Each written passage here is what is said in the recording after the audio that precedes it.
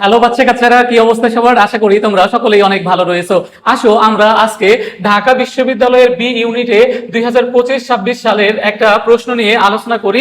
এটা মূলত conditional sentence থেকে আসা একটি প্রশ্ন, আর এই কন্ডিশনাল সেন্টেন্স থেকে প্রত্যেক বছরই কিন্তু ঢাকা বিশ্ববিদ্যালয়ে প্রশ্ন আসে। তুমি যদি এবছর ঢাকা বিশ্ববিদ্যালয়ে পরীক্ষা দেওয়ার চিন্তা ভাবনা করে থাকো, অবশ্যই তোমার এই ভিডিওটা দেখা উচিত। তো এখানে দেওয়া আছে, দেখো, had I been here I dash him.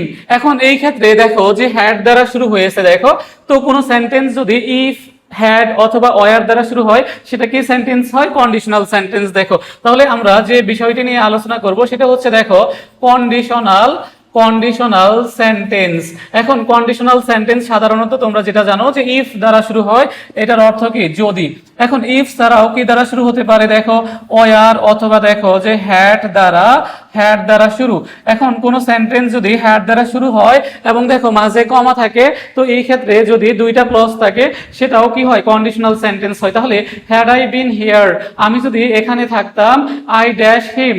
এখন দেখো যে I should help, must help, can help, could have helped, এই চারটা অপশনস এর মধ্যে কোনটা উত্তর হবে? দেখো এখানে দেখো হ্যাড দ্বারা শুরু হয়েছে, আবার এখানে কি আছে? দেখো বিন রয়েছে। দেখো তাহলে এটা কোন টেন্স? দেখো পাস্ট। কোন টেন্স? দেখো পাস্ট পারফেক্ট টেন্স। দেখো পাস্ট পারফেক্ট টেন্স। এখন তোমরা যে নিয়ম পড়েছো, দেখো যে if plus past perfect tense থাকলে কোন কন্ডিশনাল হয়? দেখো থার্ড কন্ডিশনাল। দেখো থার্ড কন্ডিশনাল। আর দেখো if plus past indefinite tense থাকলে সেকেন্ড কন্ডিশনাল, আর ইফ প্লাস প্রেজেন্ট ইনডিফিনাইট থাকলে কি হয়? ফার্স্ট কন্ডিশনাল হয়। তাহলে এখানে যেহেতু হ্যাড আছে, তাহলে এটা কিন্তু ফার্স্ট কন্ডিশনাল হবে না, পাস্ট টেন্স নির্দেশ করতেছে।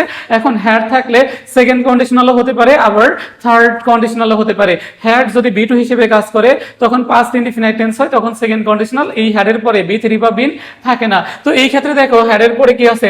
বি থ্রি আছে, বিন আছে। দেখো যে বি থ্রি, তাহলে হ্যাড প্লাস বি থ্রি। দেখো হ্যাড প্লাস বি থ্রি কোন টেন্স গঠন করে? দেখো পাস্ট পারফেক্ট। তাহলে পাস্ট পারফেক্ট টেন্স হইলে কোন কন্ডিশনাল হয়? দেখো যে থার্ড কন্ডিশনাল হয়। এখন এই থার্ড কন্ডিশনালে কিভাবে উত্তর হয়? দেখো যে আমাদের কি করতে হয়? দেখো উড অথবা দেখো কুড অথবা দেখো মাইট উড কুড মাইট, এর সাথে একটা কি যুক্ত হয়?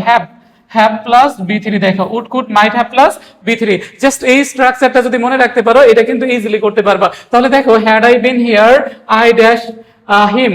তাহলে এই ক্ষেত্রে দেখো যে এটা কোন কন্ডিশনালের মধ্যে পড়েছে? Third conditional. তাহলে থার্ড কন্ডিশনালে would could might have plus V three. তাহলে এখানে শুড তো আসবেই না, মাস্ট তো আসবেই না, কেন আসবে না? দেখো তাহলে ইজিলি দেখো তুমি ইজিলি বের করতে পারছো যে would could might have plus V three. এখানে দেখো স্ট্রাকচারগত বিষয় অনুযায়ী আমাদেরকে ডি দা কারেক্ট। দেখো কুড হ্যাভ হেল্পড, অর্থাৎ দেখো যে হ্যাড আই বিন হিয়ার, আমি যদি এখানে থাকতাম, I could have helped him, আমি তাকে কি করতাম? সাহায্য করতাম। তাহলে এই যে বিষয়টা দেখো থার্ড কন্ডিশনালের সূত্রটা তুমি মাথায় রাখলে ইজিলি কিন্তু করতে পারো যে could have helped, would could might have plus V three, if plus past perfect tense থাকলে থার্ড কন্ডিশনাল হয়। তাহলে থার্ড কন্ডিশনালের স্ট্রাকচার এখানে দেখো যে ডি দাগ ছাড়া নাই। দেখো এখানে ক্যান তো হয় না, উড কুড মাইট হয়। তাহলে দেখো এখানে মাস্ট হবে না, তারপরে দেখো শুডও তো হবে না। তাহলে আমাদের ডি দাগ কারেক্ট অ্যান্সার। দেখো তুমি যদি বুঝে পড়ো, তাহলে কিন্তু ঢাকা বিশ্ববিদ্যালয়ের প্রশ্ন তোমার কাছে অত কঠিন মনে হবে না। আশা করি তোমরা সকলেই এই বিষয়টা বুঝতে পেরেছো। এটা ঢাকা বিশ্ববিদ্যালয়ের দেখো